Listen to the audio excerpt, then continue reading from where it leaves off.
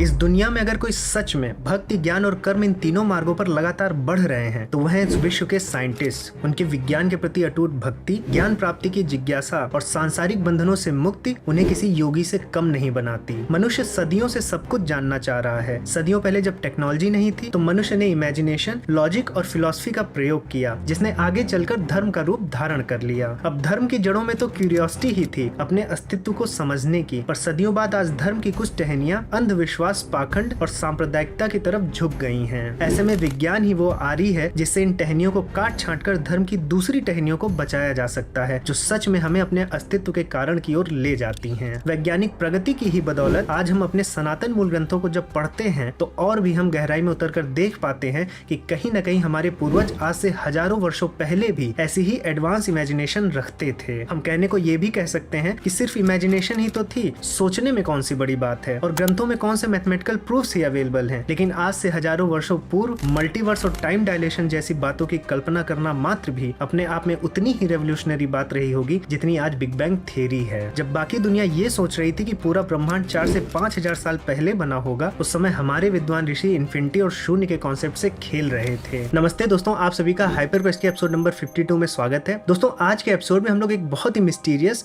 और इंटरेस्टिंग चरित्र काकभूषुंडी जी के बारे में बात करेंगे और ये भी जानेंगे कि कैसे उनकी कथाओं के माध्यम से हमारे पूर्वजों ने ऐसी ऐसी बातें हमें बताई हैं जो आज हम विज्ञान की बदौलत और भी अच्छे से समझ पा रहे हैं। तो दोस्तों, बिना किसी विलंब के आज के विश्लेषण को प्रारंभ करते हैं।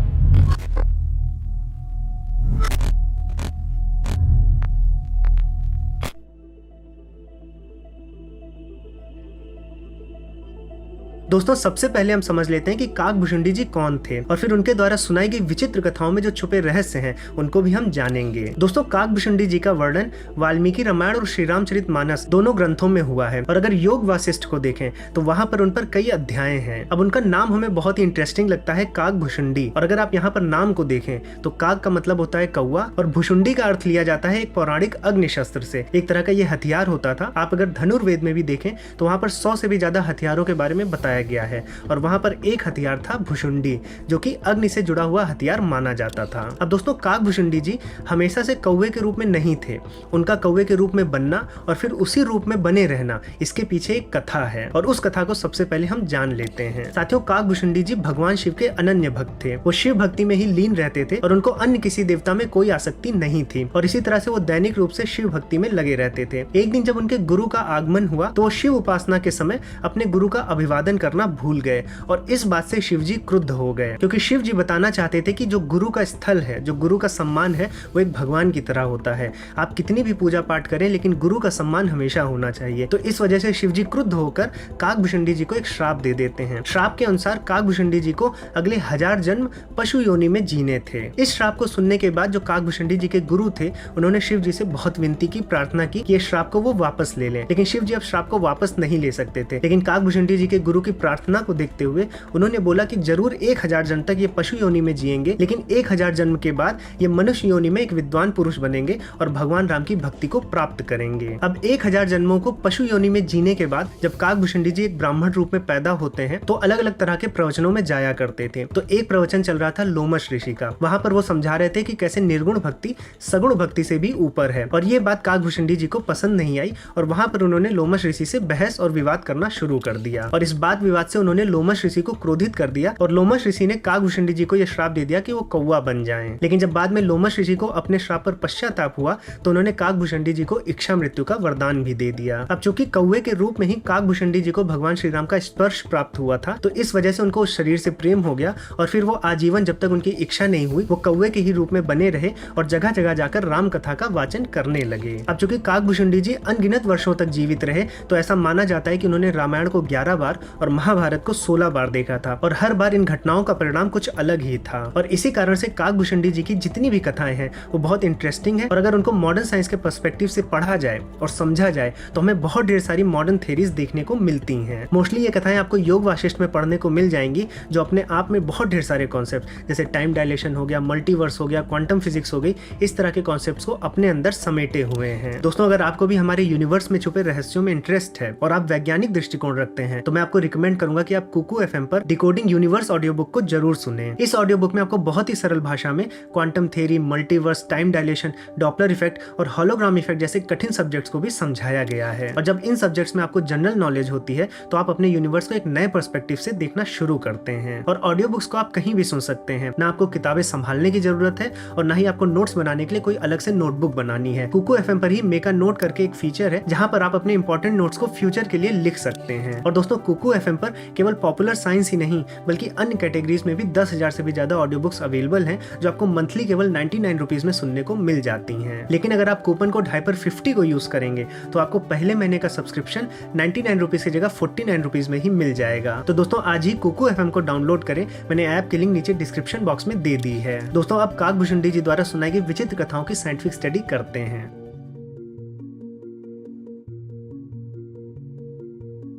दोस्तों, योग वासिष्ठ ग्रंथ के निर्वाण प्रकरण के उत्तरार्ध में 13वें सर्ग में एक कथा बताई गई है जहां पर काकभूषुंडी जी एक विद्याधर नामक व्यक्ति को इंद्र की एक कथा सुना रहे हैं। अगर आपके पास गीता प्रेस प्रकाशन की योग वासिष्ठ है तो आप उसमें 463 पेज नंबर पर इस कथा को पढ़ सकते हैं। इस कथा में हमारे यूनिवर्स से रिलेटेड बहुत ढेर सारी इंटरेस्टिंग चीजें दी गई हैं। जैसे कि यहाँ पर बताया गया है कि जब इंद्र असुरों से परास्त होने के बाद एक नए लोक में चले जाते हैं तो वहां पर समय बहुत अलग तरह से व्यवहार करता है। और अगर यही बात हम 100-150 साल पहले या फिर आइंस्टाइन जी के थ्योरी ऑफ रिलेटिविटी देने से पहले पढ़ते तो हम समझ ही ना पाते। और ऐसी बहुत ढेर सारी चीजें इस कथा में हैं। तो चलिए शुरू से प्रारंभ करते हैं। दोस्तों, इस कथा के प्रारंभ में ही 6ठे श्लोक में काकभूषुंडी जी हमारे ब्रह्मांड के विषय में एक बहुत रुचिकर बात कहते हैं। वो वहां पर कहते हैं कि कभी कहीं किसी एक कल्प वृक्ष में सब तरह की कल्पनाओं के आधारभूत माया सबल ब्रह्म में युग की संधि रूप शाखा में ब्रह्मांड रूपी गूलर का फूल प्रकट हुआ। और अब इस लाइन का एक एक शब्द बहुत महत्वपूर्ण है। हम एक एक शब्द पर चलेंगे और वहां से समझने की कोशिश करेंगे कि किस प्रकार का आधुनिक विज्ञान वहां पर छुपा हुआ है। यहाँ पर सबसे पहले काकभूषुंडी जी कह रहे हैं कि कभी कहीं किसी एक कल्प वृक्ष में, तो सबसे पहले बोला है कभी और कहीं। तो कभी कहीं इस बात का प्रमाण है कि हमें नहीं पता है कि वो कौन सा समय था या फिर वो कौन सी जगह थी जहां पर ये ब्रह्मांड उत्पन्न हुआ। अब इससे ये मतलब नहीं है कि हमें ज्ञान नहीं हो सकता। हमें ज्ञान हो सकता है कि कहां पर ब्रह्मांड उत्पन्न हुआ या किस समय हुआ। लेकिन चूंकि समय और स्पेस यानी टाइम और स्पेस एब्सोल्यूट नहीं है, ये फ्रेम ऑफ रेफरेंस पर डिपेंड करते हैं, इसलिए काकभूषुंडी जी यहाँ पर पहले ही बोल दे रहे हैं कि कभी और कहीं ये फ्रेम ऑफ रेफरेंस पर डिपेंड करेगा। जैसे कि अगर आप क्लासिकल फिजिक्स से मॉडर्न फिजिक्स की जर्नी देखें तो सबसे पहले न्यूटन ने यह प्रूव किया कि हमारा जो स्पेस है वो एब्सोल्यूट नहीं है।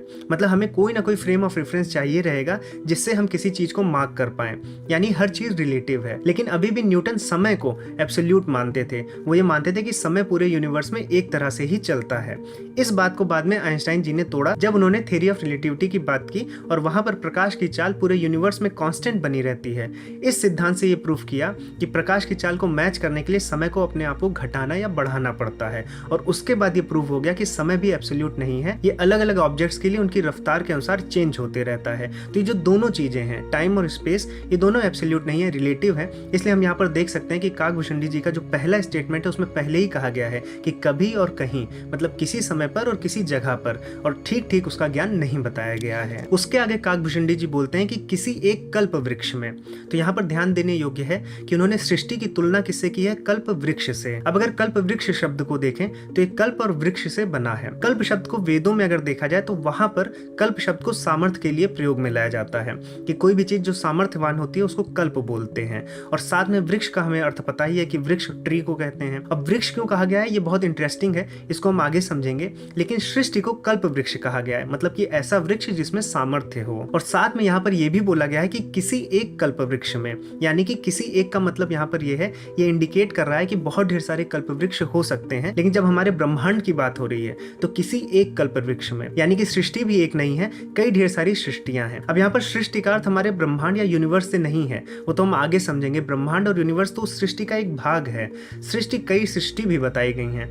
तो जब सृष्टियां कई हैं उसमें से जब हम अपने ब्रह्मांड की बात कर रहे हैं तो किसी एक सृष्टि को चुना गया है, वो एक कल्प वृक्ष की यहाँ पर बात हो रही है और ब्रह्मांड उसका एक भाग है, जिसको आगे काकभूषुंडी जी ने समझाया है। वो आगे कहते हैं कि युग की संधि रूपी शाखा में ब्रह्मांड रूपी एक गूलर का फल प्रकट हुआ। अब यहाँ पर बहुत ढेर सारे शब्द हैं, उनको हम अच्छे से समझेंगे। सबसे पहले उन्होंने बोला कि युग की संधि रूपी शाखा में, तो ये जो कल्प वृक्ष का यहाँ पर इमेजिनेशन हुआ है उसकी एक एक शाखा को युग से कंपेयर किया गया है। युग क्या है? युग हम टाइमलाइन को कह सकते हैं। तो एक एक शाखा एक टाइमलाइन है और इन ढेर सारी शाखाओं में किसी एक शाखा पर एक गूलर के समान, गूलर के फल के समान ब्रह्मांड उत्पन्न हुआ। अब इससे बहुत ढेर सारी इंसाइट्स हमें मिल रही हैं। पहला तो हमें यह पता चल रहा है कि ब्रह्मांड एक फल की तरह उत्पन्न हुआ है और दूसरा ये कि ब्रह्मांड जो है वो एक गूलर के समान फल है। और कोई फल क्यों नहीं ले लिया? सेब नहीं ले लिए, आम नहीं ले लिए, गूलर ही क्यों लिया?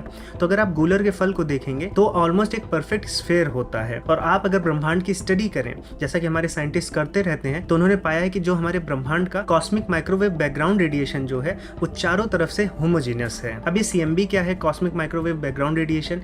ये वो एनर्जी है, रेडिएशन है जो बिग बैंग के बाद बची रह गई और अभी भी हमारे चारों ओर फैल रही है। अगर आपको याद हो, हम जब टीवी यूज करते थे एंटीना वाली, तब जब आप चैनल्स को बदलते थे तो बीच में एक स्टैटिक स्क्रीन आती थी। तो जो पैटर्न है वो एक तरह से CMB का पैटर्न ही है। हमें वो रेडिएशन आज तक मिल रही है और जब इसकी स्टडी की गई और इसको प्लॉट किया गया तो ये पाया गया कि ये ऑलमोस्ट होमोजेनस है। इसका मतलब है कि ब्रह्मांड चारों तरफ से एक ही जैसा दिखने वाला है और इसीलिए आज देखिए जो हमारा ऑब्जर्वेबल यूनिवर्स है वो चारों तरफ से सेम ही है। हम जितना भी खोज पाए हैं वो चारों दिशाओं में सेम है, इसलिए उसको हम एक परफेक्ट स्फीयर मानते हैं जिसकी रेडियस 46.5 बिलियन लाइट ईयर्स है। और अगर आप गूलर का फल भी देखेंगे तो एक ऑलमोस्ट परफेक्ट स्फीयर की तरह दिखता है। दूसरा, ब्रह्मांड को फल बोलना इस बात का भी संकेत है कि ब्रह्मांड अकेला नहीं है।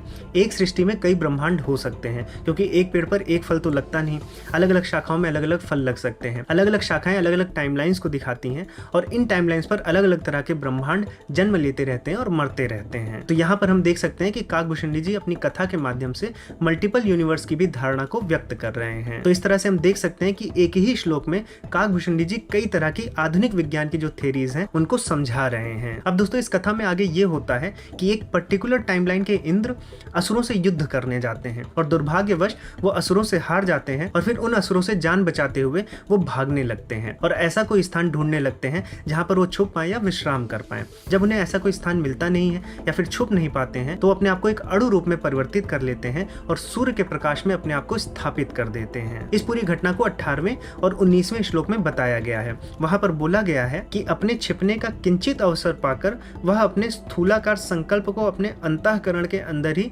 सूक्ष्म भूत में विलीन करके अत्यंत अणु बनकर बाहर सूर्य की किरणों के कोश में स्थित किसी एक तृण रेणु के अपने संविद्रूप प्रवेश संकल्प से ऐसे प्रविष्ट हो गया जैसे पद्म कोश के भीतर मधुकर प्रविष्ट हो जाता है। अब यहाँ पर जो त्रिरेणु की बात हुई है या फिर जिसे त्रिश्रेणु भी कहते हैं, वो हो सकता है कि फोटोन हो। अब हम ये क्यों इसलिए कह रहे हैं क्योंकि जब एक बार वो सूर्य में स्थापित हो जाते हैं, सूर्य के प्रकाश के कणों में, तो उसके बाद उनके लिए समय रुक सा जाता है। वो युद्ध के विषय में भूल जाते हैं और फिर वो वहीं उसके अंदर ही अपनी इच्छा के अनुसार एक नए राज्य को खड़ा करते हैं। दोस्तों आप सभी को पता ही होगा कि जो भी वस्तु प्रकाश की वेग से चलती है, जिसकी स्पीड ऑफ लाइट के बराबर हो जाती है, उसके लिए समय जो है रुक सा जाता है। और यही चीज इंद्र के भी साथ हुई। जैसे ही वो स्पीड की लाइट से ट्रेवल करने लगे तो उनके लिए भी डायमेंशन चेंज हो गई, समय रुक सा गया और वो पुरानी चीजें भूल गए और नई चीजों में अपने आप को लगा लिए। और यहाँ पर काकभूषणी जी ने भी उनकी टाइमलाइन के भी विषय में विस्तृत वर्णन किया है। वहां पर उन्होंने बताया कि जो इंद्र का पुत्र होता है वो अगला इंद्र बनता है और उसका पुत्र अगला इंद्र। तो जो मैंने एक वीडियो की थी जहां पर यह समझाया था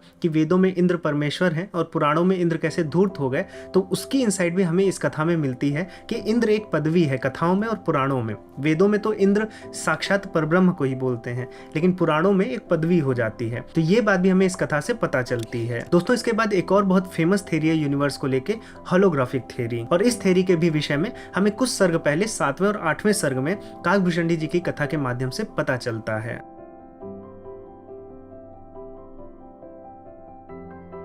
दोस्तों मिस्टर लियोनार्ड सस्किंड, जो कि अमेरिका के जाने माने क्वांटम फिजिसिस्ट हैं और प्रोफेसर हैं, उन्होंने अपनी स्टडी के अनुसार ये बताया है कि हमारी 3 डायमेंशनल ये एग्जिस्टेंस जो गैलेक्सीज, तारों, ग्रहों, बिल्डिंग्स, पत्थरों और लोगों आदि से भरी पड़ी है, ये बस एक होलोग्राम है जो कहीं दूर स्थित 2D सरफेस पर हुई एक कोडिंग से पैदा हो रहा है। और साथियों कुछ ऐसा ही ज्ञान काकभूषणी जी भी विद्याधर को 8वें सर्ग में दे रहे हैं। वो वहां पर विद्याधर को बताते हैं कि जिस कल्प वृक्ष की मैंने बात की है, जिस सृष्टि की बात की है, वो बस प्रतीयमान है। वो एक अहंकार रूपी बीज से प्रकाशित होता हुआ प्रतीत हो रहा है, उसमें सत्य जैसा कुछ भी नहीं है। और अगर हम चाहें तो इसको अपने ज्ञान से समाप्त कर सकते हैं। और उसी के एक पिछले सर्ग में 7वें सर्ग में काकभूषणी जी ने इस सृष्टि को, जो कि प्रतीत हो रही है, दृश्य प्रपंच बोला है। इसीलिए हमने यहाँ पर इसको प्रकाशित होता हुआ बताया है। वहां पर वो 9वें श्लोक में बताते हैं कि जैसे मृत तृष्णावश रेगिस्तान में जल दिखने पर भी वहां वास्तव में जल नहीं होता, उसी प्रकार सारा विश्व अवस्तु रूप होने के कारण सत रूप होने से भी असत ही है। तो एक प्रकार से देखा जाए जिस कल्प वृक्ष की हमने बात की है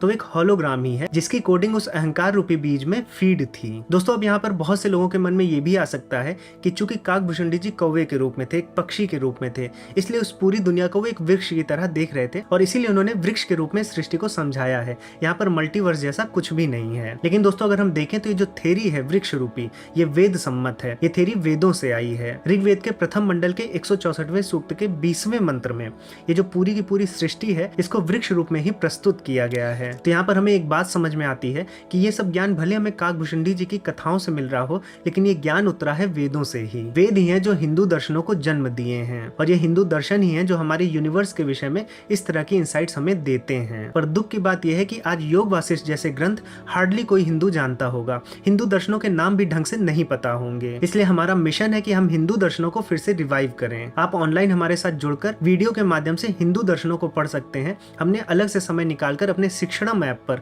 बहुत ढेर सारे हिंदू दर्शनों पर कोर्स लॉन्च किए हैं। अगर आपको एक बार हिंदू दर्शनों का ज्ञान हो जाता है तो आपको कठिन से कठिन प्रश्नों का उत्तर देने में एक सहायता मिलेगी। और हमने हर एक कोर्स के साथ फ्री डेमो वीडियोस, नोट्स और क्विजेस भी दी हैं जिससे आप और भी अच्छे से हमारे दर्शनों को गहराई में समझ पाएं। दोस्तों मैंने शिक्षणम ऐप की लिंक नीचे डिस्क्रिप्शन बॉक्स में दी है, आप वहां से भी डाउनलोड कर सकते हैं या फिर गूगल प्ले स्टोर पर जाकर शिक्षणम ऐप को डायरेक्ट डाउनलोड कर सकते हैं। और अगर आप iOS चलाते हैं, एंड्रॉइड नहीं चलाते हैं, तो आप अभी वेबसाइट से पढ़ सकते हैं। हम iOS पर भी शीघ्र ही ऐप डेवलप करेंगे। और दोस्तों कुकू FM पर डिकोडिंग यूनिवर्स ऑडियो बुक को जरूर सुने। इस ऑडियो बुक में बहुत ढेर सारी मॉडर्न थ्योरीज पर एक सरल भाषा में आपको ज्ञान उपलब्ध कराया गया है। और दोस्तों अगर आपको ये वीडियो पसंद आई है तो लाइक बटन पर जरूर क्लिक करें और अपने परिवारजनों और दोस्तों में जरूर साझा करें। और दोस्तों अगर आपने चैनल को सब्सक्राइब नहीं किया है तो चैनल को भी सब्सक्राइब कर लें।